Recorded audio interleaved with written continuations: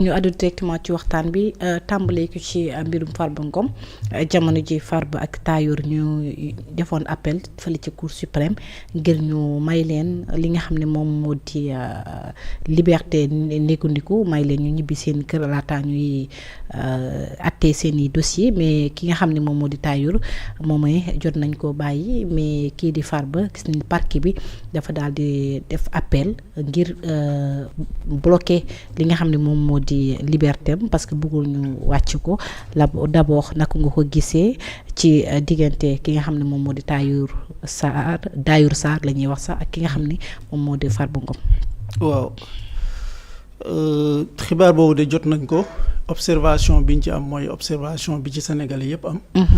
muy le point de vue aussi que le premier ministre Ousmane Sonko a partagé. ne képp koo xam ne dañ koo jàpp. te li ñu koy jàppee leerul nañ ko libérer ñu bàyyi ko mu dem ñibbi. donc parce que le droit des gens c'est un droit fondamental le droit de la liberté c'est un droit fondamental. ci nit ñi war nañ mën a respecter loolu. leneen li ci am solo mooy que tey la population sénégalaise depuis très longtemps ñu ngi ñaawlu donc li nga xam ne tey dafa am une justice de 2 poids 2 mesures. tey suñu jàppee nit koo xam ne dafa am daraja te rapidement dañuy saytu ay mbiram day gaaw tandis que le Sénégalais lambda à chaque fois donc il est laissé à lui-même donc parfois mu nekk prison pendant 5 ans 6 ans ci duñ ko àtte donc ci li ñuy ñaax justice bi daal mooy ñoom nañ gën a gëstu les Sénégalais qui sont donc dans les prisons ci amaan na defuñ dara mais amaan na aussi même suñ leen àtte woon donc liñ fa tëdd duñ ko tëdd. loolu daal commentaire boobu noonu laa ci bëggoon def. di désolé ñenn ñu bari dañoo jàpp ne sax ñu ci ëpp ñi nga xam ne ñoom ñu di les citoyens lambda nga xam ne seen loxo jotul seen ginnaaw la plupart duñu de bénéficier wu ci li nga xam ne moom moo di bracelet électronique yi la plupart ñi nga xam ne am nañ ay tour ñoom ñoo ko bénéficier wu te alors que li nga xam ne moo di bracelet bi dafa war a doon ñoom ñëpp ñu mën ci yem. waaw bracelet yi déjà dafa waroon di profiter surtout aux citoyens lambda. Citoyens yi nga xam ne kenn xamu leen. te peut-être par erreur la ñu demee prison. donc ñooñu la ñu waroon gën a gëstu. ci bracelet yi. mais bon force est de constater que tey li ñu gis mooy que c'est surtout borom daraje yi lañuy gën a àtte. borom daraje yi la seen affaire di gën a gaaw. borom daraje yi aussi la ñuy tàkkal bracelet électronique yooyu noonu. te ces bracelets électroniques dañoo waroon servir à désengorger les prisons. les prisons du Sénégal nga xam ne. détention bi dafa métti. parce que il y a un surpeuplement carcéral. bu méttee. donc ñi fay dem yëpp ñu ci bëri suñ génnee prison dañuy fay jëlee ay feebar. donc je pense que bracelet électronique ci loolu lañ ko war a gën a orienter. essayer de libérer les Sénégalais lambda des prisons. donc d'autant plus que bëri na ci ñoo xam ne ñu ngi prison ci defuñ dara wala suñ leen attee sax dañ leen di faral di wax ni defoo leen dara. le cas de Farba Ngom si fàttali aussi moom ñoo ko CENTIF moo ko daal di épinglé. lu toll ci 125 milliards de francs CFA.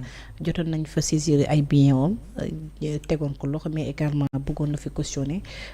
moom jamono ji comme nañ ko waxee parquet bi nee na dafa daal di lànk ci libération seen taxawaayu justice par rapport ak mbir boobu mais également yéen ñi nga xam ne yéen a bokk ci parti Pastef da ngeen ñu jaayoon li nga xam ne moom moo di reddition des comptes mais jamono ji gis nañu aussi du jëm ci wàllum reddition des comptes quand même dafa mel ni lu xaw a taggatémbe. bon taggatembewul dans la mesure où. Premier ministre wax na ko à l'Assemblée nationale tey li ñu constaté mooy que bëri na ñoo xam ne dañ leen di woo après ñu libérer leen donc citoyen lambda bi du xam exactement ki ñu libérer la moo tax ñu libérer ko. te tey ñun bi ñuy ñëw li tax sénégalais yi fal ñu dañoo ne dafa am ñu fi nekk sénégalais yëpp gis ne gabegie dafay amoon détournement dafa amoon corruption bi bëri. ñu bëggoon nag ñooñu Pastef su ñëwee ñu mën leen traduire en justice. ñu mën a rétablir xaalis bi nga xam ne wala alal bi nga xam ne sénégalais yi ñoo ko moom. ñu mën koo delloo askan wi. donc malheureusement justice bi nu muy doxee nii donc dalul xelu kenn parce que y a énormément de personnalités yoo xam ne woo nañ leen. au niveau de la justice. ba tey dara amul affaire Farba Ngom bii nii. Farba Ngom suñ ko libéré woon tey soo génnoon nga laajte ci mbedd mi lan moo tax ñu libéré Farba Ngom kenn du la ko wax. et la justice est rendue au nom du peuple. Le peuple doit comprendre certaines décisions de justice yi nga xam ne tey justice da koy rendre. donc loolu nag justice bi ñoo war a comprendre ne heure bi ñu toll nii tey reddition des comptes suñ koy def comme yeneen dëkk yi nu ñu koy defee. dañuy jéem a fexe ba ñëpp xam exactement ce qui se passe. parce que y a des projets qui étaient là yoo xam ne ñëpp xam nañ ne projet yooyu noonu dafa am ay détournement nit ñi coo ko fi. donc tey suñuy rendre justice pour nit ñi. donc war nañ mën a fexe ba population yi xam ñoom lan la ñuy liggéey derrière les barreaux. Oui.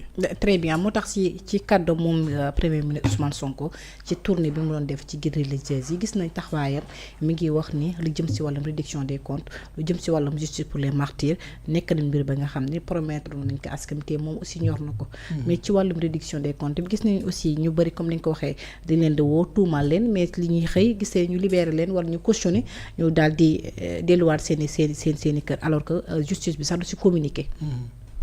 waaw xam nga premier ministre moom dafa nekk ci logique am. parce que ñun li ñu gëm ci politique mooy. li ngay wax soon bi nga nekk opposition tey soo demee ba yegg ci pouvoir loolu nga war a appliquer. parce que naturellement c'est l'administration qui doit c'est l'administration qui doit s'adapter à la vision politique des hommes. ñun loolu lañ gëm dañoo gëm na tey. bi nga nekk opposition da ngay am vision da ngay am gis-gis nga ñëw laaj askan wi ne leen man lii laa gis nii laa bëgg a doxalee Sénégal ñu ne la ñun d'accord nañoo ak yow ñu dem votel la ñooñu suñ la votelee ba pare. yow soo ñëwee loolu nga war a appliquer. ci li nga xam ne tey bokk na ci li gën a tax sénégalais yi votel ñu dafa am ñaar. dafa am la justice pour les martyrs dafa am la reddition des comptes loolu nag gis nañ ne ba léegi. reddition des comptes ni ñu koy defee dalul xelu kenn comme li ma la wax léegi. La justice pour les martyrs moom n'en parlons pas parce que pratiquement ça n'existe pas. Donc ça n'existe pas. Oui, c'est pas trop dire. Non, pas trop dire. Mais aujourd'hui justice suy liggéey. Justice bi dafa war a liggéey pour le peuple bi dañoo war a xam ñoom lan la ñuy liggéey. Donc loolu nag amul tey les martyrs pas plus que il y a de cela 2 à 3 mois. génn nañ fi ñu def marche. Ousmane Sonko rencontré na leen au niveau du Grand Théâtre le 28 novembre. pour wax ak ñoom par rapport ak justice bi nga xam ne. affaire yi dafa yéex. C'était une manière pour leur dire que ñun fàttewuñ leen. bien vrai que justice bi am na ay lenteur bien vrai que justice bi am na ay rëq-rëq. mais ñun fàttewuñ leen donc li nga xam ne tey moom lañ digaale woon ak sénégalais yi. quel que soit alpha dinañ nekk ci loolu.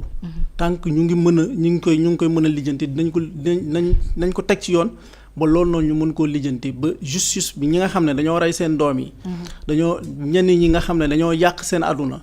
ñu mën leen rendre justice. Oui. Très bien ci loolu ki nga xam ne moom moo di Tahirou Sarr moom libéré nañ ko moom parquet bi deful appel jëm ci bloqué li nga xam ne moo di sa libération. waaw xam nga les décisions de justice.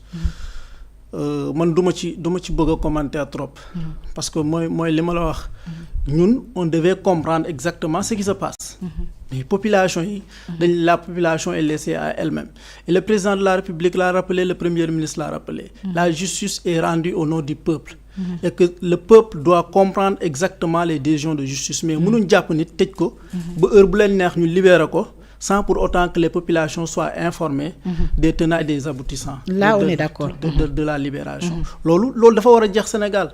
dafa war a jeex Sénégal. tey partout dans le monde fu ñuy def reddition des comptes nit ñi dañuy xam qu'est-ce qui se passe mais des gens ne peuvent pas se fermer dans leur bureau suba ñu jàpp nit gannaaw suba ñu libérer ko et population yi duñu xam lu dul commentaires yi ñuy am dans les réseaux sociaux et les télévisions. Très bien ci loolu aussi ñu jot ay xibaar ki nga xam ni moom moo di